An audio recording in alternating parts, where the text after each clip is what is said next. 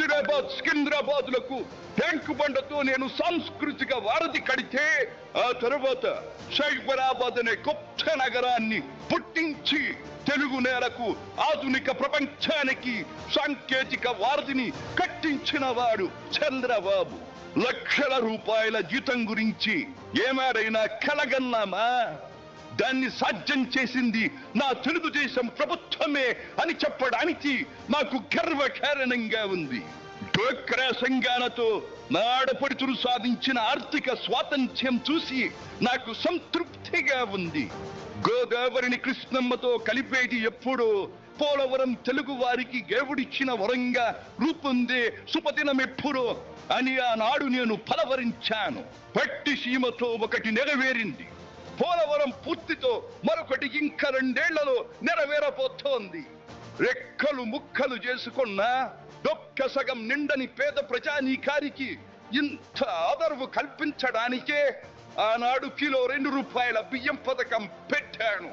అటువంటిది P4 కార్యక్రమంతో పేదకు పేదరికం నుండి విముక్తిని కలిగించి బంగారు కుటుంబంగా తీర్చిదిద్దే చంద్రబాబు ప్రణాళిక అహో అద్భుతం, మహాద్భుతం.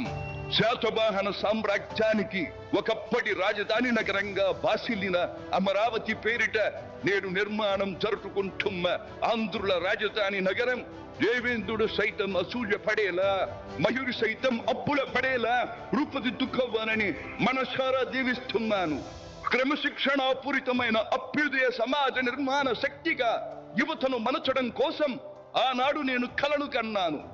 యువగణానికి ప్రాధాన్యమిచ్చి యువశక్తికి పదును పెట్టి నా కలను నేడు తీరుస్తున్నాడు నా మనవడు లోకేష్. అంతేకాదు, అధికారానికి సరైన నిర్వచనం మానవ సేవ అని ఆనాడు నేను పాటించిన నియమాన్ని నేడు గతంలో ఆచరించి పార్టీ కార్యకర్తకైనా సాధారణ పౌరుడికైనా అండగా నిలుస్తూ నా వారసత్వానికి వన్నెదిస్తున్నాడు లోకేష్. గగనసీమ నుండి ఇది చూసి అయ్యారే ఫలా ఫలా మనవడా ఫలా అని మురిసిపోతోంది నా మనస్సు. ఈ దేశం మనది, దేశ సమైక్యతే మా సిద్ధాంతం, మా రాష్ట్రాభివృద్ధే మా దేశాభివృద్ధే మా లక్ష్యం అంటూ ఆనాడు నిత్యం నినదించేవాడి. ఈనాటి వికసిత భారత్, వికసిత ఆంధ్రప్రదేశ్ గురించి వింటుంటే ఇదే కదా నేను కోరుకున్నది అనిపిస్తోంది. చివరిగా ఒక్క మాట, చెరుగు నేల నలు చెరుగుల వాడి పంటలతో పారిశ్రామిక వికాసంతో పరవశించాలని, తెలుగులాట ప్రతి ఇంట నిత్య వసంతాలు చెందాలని, ప్రజల కోసం అంకిత భావంతో ప్రభుత్వం చేస్తున్న కృషి ఫలితం కావాలని ఆకాంక్షిస్తున్నాను. సెలవు. సర్వే జన సుఖినో భవంతు.